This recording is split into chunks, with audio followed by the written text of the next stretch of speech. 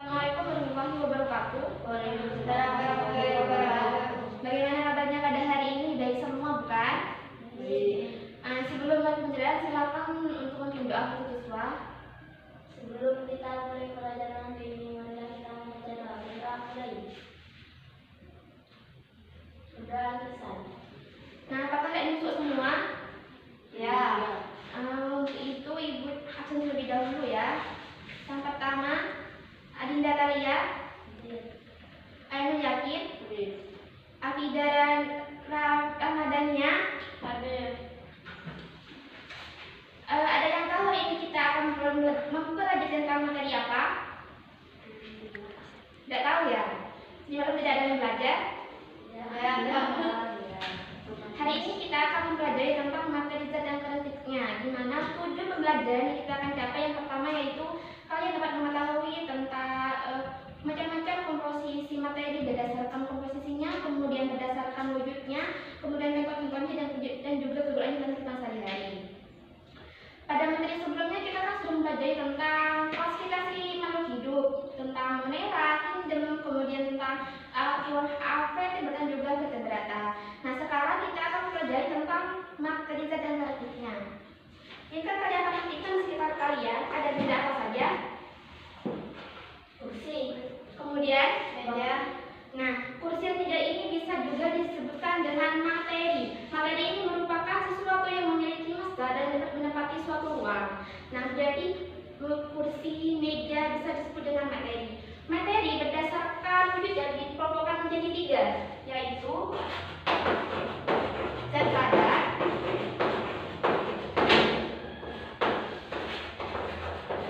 zat cair, dan zat gas. Ada yang bisa menyebutkan contoh-contoh dari masing-masing zat ini? Nanti Ibu bisa membantunya. Contoh seperti itu apa? Zat padat, kursi, meja. Kemudian untuk contoh zat cair ialah susu, air. Untuk zat gas, asap, oksigen. Nah, ketiganya ini tentunya memiliki perbedaan ketiganya.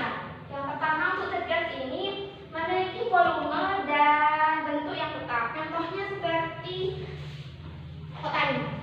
Ini memiliki bentuk dan volume tetap sampai kapanpun seperti ini.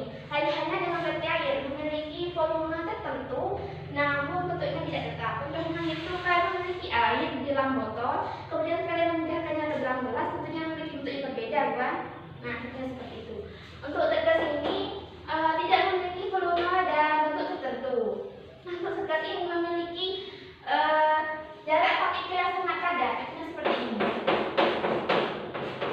Karena sangat padat, sehingga gerak di partikel ini sangat terbatas. Lain halnya dengan zat cair yang memiliki jarak antar partikel yang lebih rendah. Jadi gerak partikelnya itu bebas namun terbatas. Nah, untuk zat gas ini memiliki jarak partikel yang sangat rendah, seperti ini. Sehingga jarak partikelnya itu sangat bebas. Nah, selain materi dikelompokkan berdasarkan wujudnya, juga bisa dikelompokkan berdasarkan komposisinya. Ada yang tahu materi jika dikelompokkan berdasarkan komposisinya? Tidak tahu ya? Nah, untuk lebih memahaminya, silakan kalian membaca buku pada materi unsur, zat, unsur, senyawa, dan juga campuran. Itu dari waktu 15 menit.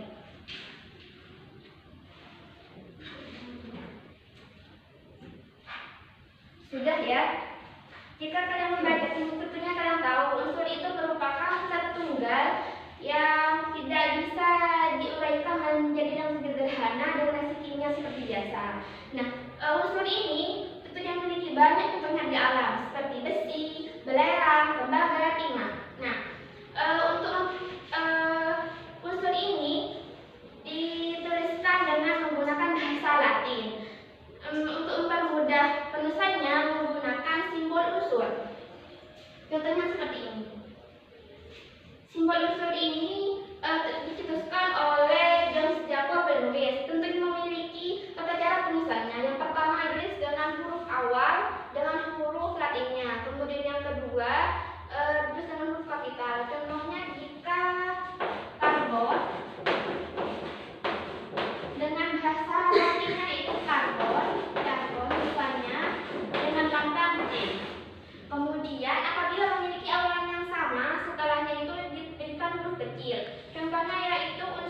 kalsium.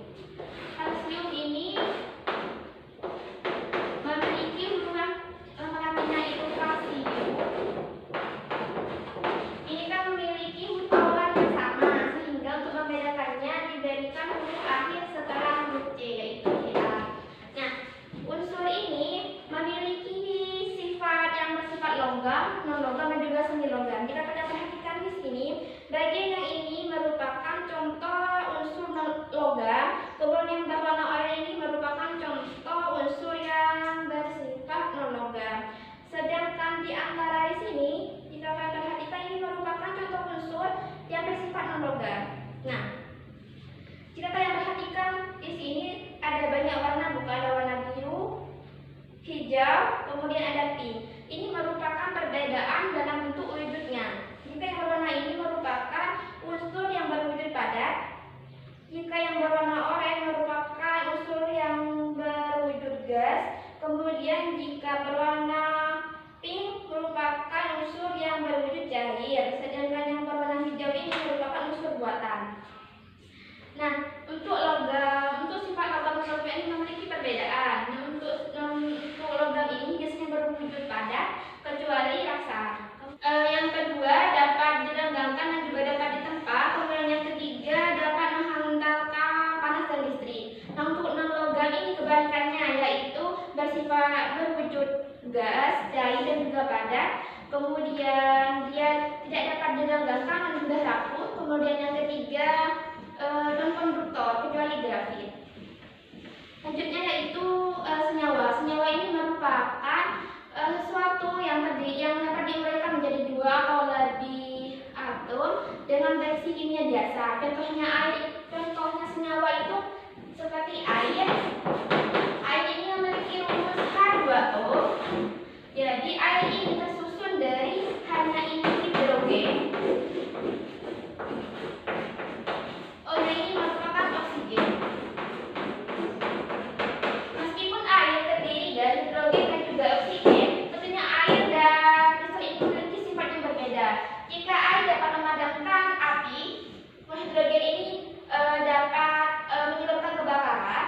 Kemudian juga oksigen ini sangat dibutuhkan dalam pembakaran. Jadi meskipun air ini terdiri dari unsur hidrogen dan oksigen, memiliki perbedaan sifatnya.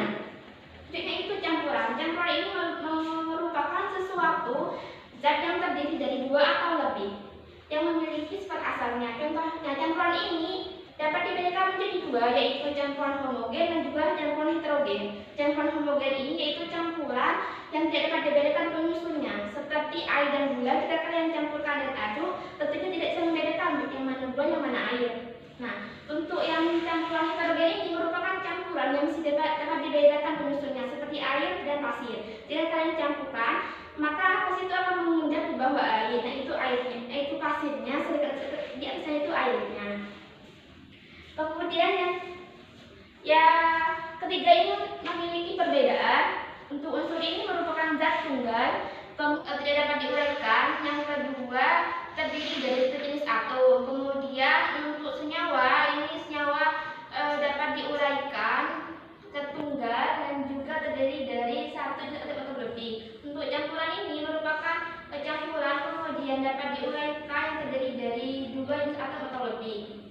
Nah, karena sudah mempelajari tentang materi berdasarkan wujud dan komposisinya, selanjutnya Ibu akan memberikan tugas kepada kalian dikerjakan pada hari ini ya. Nanti apabila ada yang kurang mengerti bisa ditanyakan.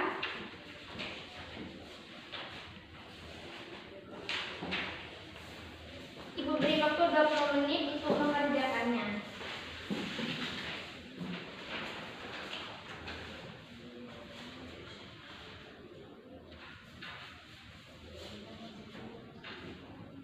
Di situ kan ada beberapa gambar.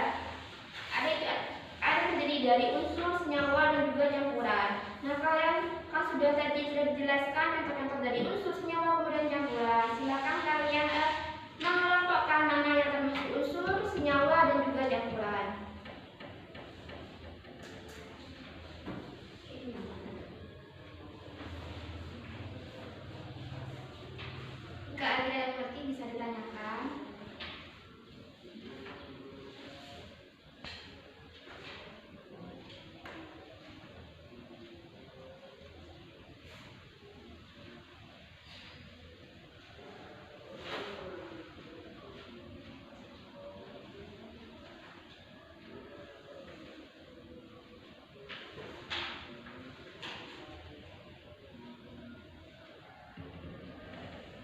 Sudah ya? Adakah yang sama Ibu untuk membacakan hasil yang kalian kerjakan di depan kelas?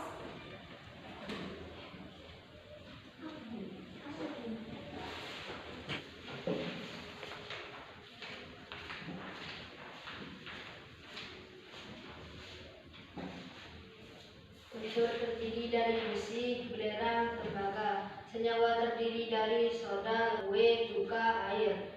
Campuran homogen terdiri dari air dan garam, air dan sirup, air dan gula.